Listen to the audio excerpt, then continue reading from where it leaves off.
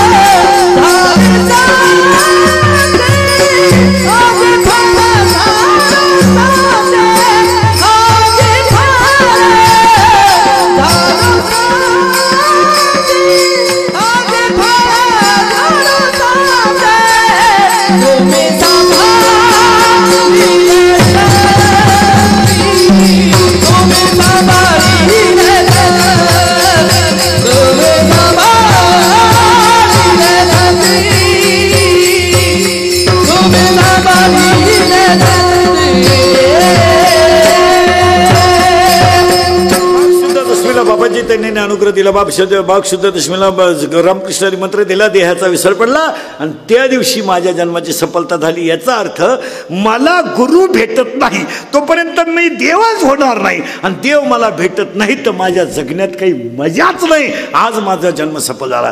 म्हातारी माणसं म्हणते की नाही त्याचा पाळणा हल्ला ना आपल्या डोळ्या देखत मी डोळे मिटायला मोकळा. आता आपलं काही राहिलं नाही. फक्त माझ्या डोळ्यात देखत त्याचा पाळणा हल्ला ना तरीही डोळे झाकीत नाही. 6 पोरं झाली तरी झाकीत नाही. पण माणसं काय म्हणतात तेवढीच आपली एक इच्छा आहे. जुन्या माणसांची एक खोड होती. एखाद्या पोराचं लग्न जमत नसलं ना तर ते मरता ते काय म्हणायचे माहिती का शेजारच्याला मामीचा शब्द होता.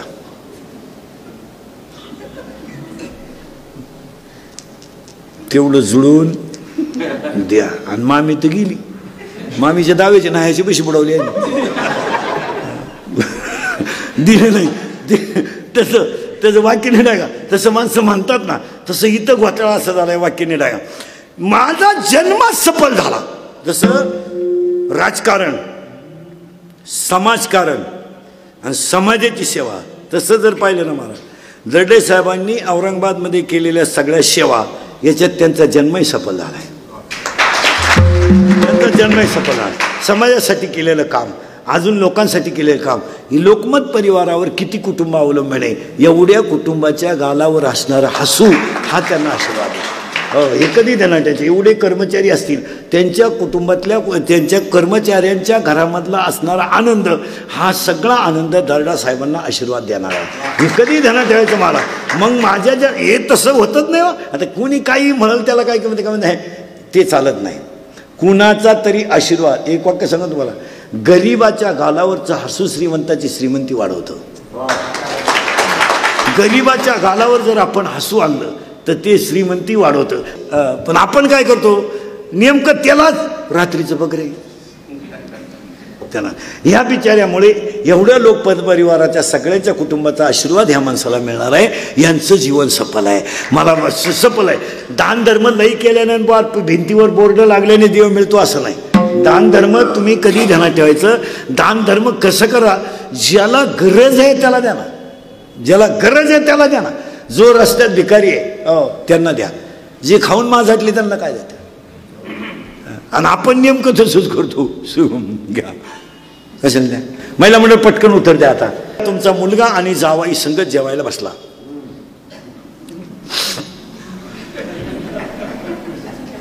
आणि तुम्ही भजे वाढायला आल्या, लबाड बोलायचं नाही. एक का होईना भजे कोणत्या ताटात वाढा, त्याच्या बापाची पेंट नाही.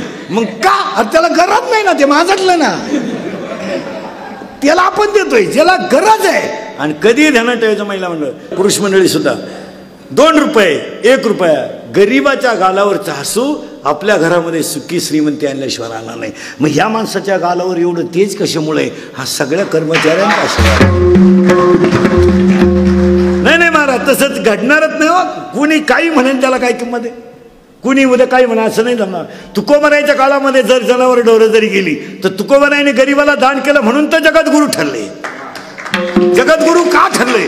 तुकोबरायने स्वतःच्या संसाराचा विचारच नाही केला, महाराज विचार केला नाही म्हणून त्यांचं जीवन सफल झालं. हो, ज्या दिवशी मला निवृत्तीनाथ भेटले त्या दिवशी माझं जीवन सफल झालं. गहिणी प्रसादे निवृत्तीनाथ ज्ञानदेवा सार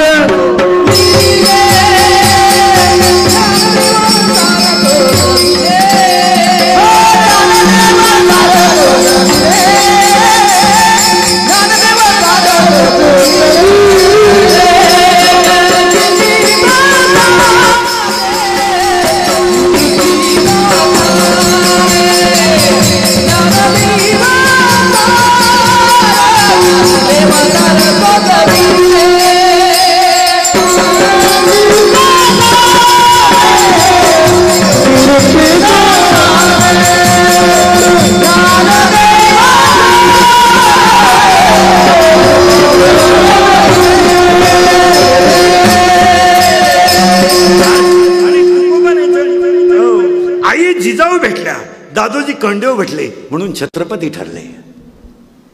दानात लक्ष्मी. आणि आपण काय करतो, नको तिथं जुने आता काही घरांमध्ये इतक्या साड्या पडल्या बाईच्या अंगावर, मेली बाई खाली, कपाट उघडलं तिनं बंडल पडला, मेली खाली, इतक्या साड्या आहेत. मग अशा वेळेस आपल्या गरीबाच्या घराशेजारी गरीब बाई याला जुनी द्या वापरलेली साडी, तिच्या गालावरचा हसू तुम्हाला देव भेटवेल. देवाला असं नाही करायला बोल जबर बोंबलं तिंडान, मग भाकरी बिकरी सोडा, उपास मारान, तू बोलत नाही, तू काहीच करू नको. काही माणसं म्हणते बोलत नाही, लिहून देतो चिठ्ठी, 3 किलो सफरचंद, मग खातो कोण, बोलत नाही मग खातो कोण, काय देतो सफरचंद, लिहून नका देऊ. नाही महाराजांची भाषा आहे, माझी नाही. महाराज म्हणले तुकोबरायचं प्रमाण इतकं सुंदर आहे, वरी भगवा झाला नामे, अंतरी वश केला कामे, तया म्हणून साधू जगी विटंबनावा. पैसे झाले भोंदू, कर्म करोनी म्हणती साधू, अंगी लावणीया राख डावी वैराग्य. त्याचा काय उपयोग, गरीबाला द्याल तर द्याल, आणि मग त्याला दिल्यानंतर माझ्या जीवनाची सफलता झाली, वृक्षाला फळ आलं. आणि हे कुणामुळे झालं तर ते पहिली गोष्ट बाबाजी त्यांनी म्हणजे संतामुळे झालं. कसं आहे संत उधार, संत उधार,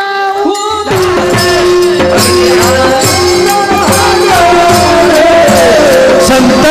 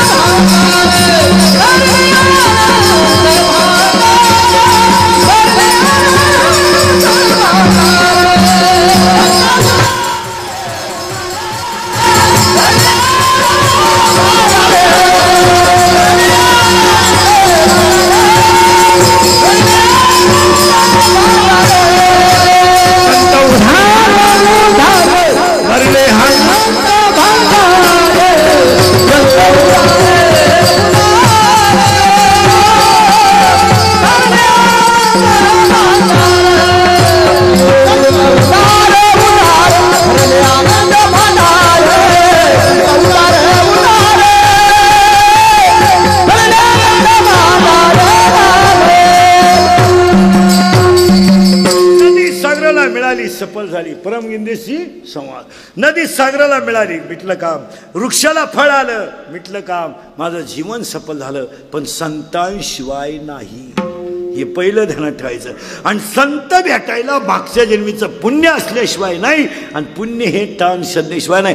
मग तुम्ही मला सांभाळलं, सफल झालं. जन्म आलो त्याचे, आजी फळ झाले साचे. साचे म्हणजे खरे, पण कधी तुम्ही सांभाळलेले संती. पण पुढचा तुकडा लय कठीण आलाय. भय निरसली खंती. इथं 3 शब्द आलेत. भय भीती गेली, खंती. आणि काळजी करायचं काय कारण नाही. काय होईल, काही होणार नाही.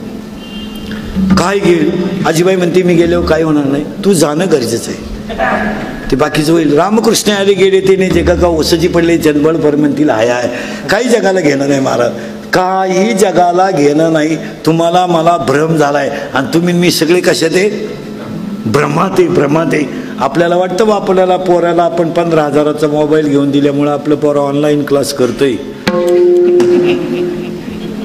हा आपल्याला झालेला भ्रम आहे. ते मॅडम डिलीट करते आणि दुसरंच ऐकते. पण आपल्याला वाटतंय पप्पू अभ्यास करतो. नाही नाही, आपण भ्रमात आहे. मी गेल्यावर असं होईल, नाही नाही नाही, भ्रमात आहे, भ्रमात. आपण भ्रमात आहे. एखाद्या बाईचं पती तरुणपणात मरू द्या बरं. ती काय बाई बोंबलं, ती देवान तुझी रान रंटकीन झाली, मेल्यान मला काला ठोडून त्यांना काला नेलं. येते जाताना काय माझ्या सगळ्यात मजा येईल. कोणच्यासाठी जगून, कोणा गपावून जगून, काय करायचं मला जगून. नवरा जोडतो ती आगी कवडी, ती नवरा जोडीतून ते आगी कवडी. आता येतेच मीन, येतेच मीन, येतेच मीन. आणि 2-3 बाया तिला माग वडी द्या. अशी जाळाजवळ न्यायची, थोडी ढिली करायची. शिंगाट घरगाठी थांबणारच नाही का. ती तिथपर्यंत राहतं महाराज. कोणी नाही. एक वाक्य सांगा, तुमचं माझं या जगात 2च माणसं फक्त. आई वडिलांचा आशीर्वाद आणि देवाची कृपा.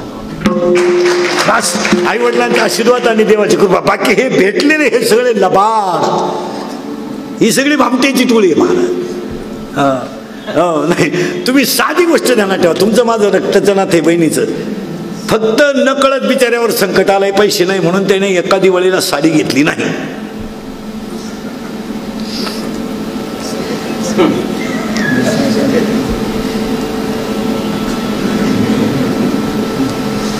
जळालं त्याच का स्वार्थ आहे महाराज. नाही नाही, तुम्ही मला सांभाळलंय, माझी भीती गेली, खंती गेली. आता मला भीतीच राहिली नाही, कारण मी त्यापेक्षा वेगळा झालो ना. आता कोणी माझं राहिलं नाही. मी आता एकच झालो. मी देव, तुम्ही देव. तुम्ही संत, देव. देव आणि संत तुझा नाही विचार. आता देवन संत वेगळा राहिले, तुम्ही झाले. माझ्या सगळ्या इच्छा तुम्ही गेली, खंती गेली, मला चिंता नाही राहिली. आता फक्त तुम्ही मला सांभाळल्यामुळे फायदा काय झाला, माझ्या सगळ्या इच्छा पूर्ण झाल्या. आणि तुमच्या माझ्या सगळ्या इच्छा पूर्ण व्हायच्या असतील तर ह्या काळात तरी काय गुल्लोस येऊ न येऊ, कधी येऊ त्याच्याशी आपल्याला घेणं नाही. सध्या कोरोना काळ कंट्रोल करायला एकच औषध आहे, ज्याने त्याने ज्याची त्याची वैयक्तिक काळजी घेणे. हे सगळ्यात मोठं औषध आहे. तो न सांगून येणार आहे.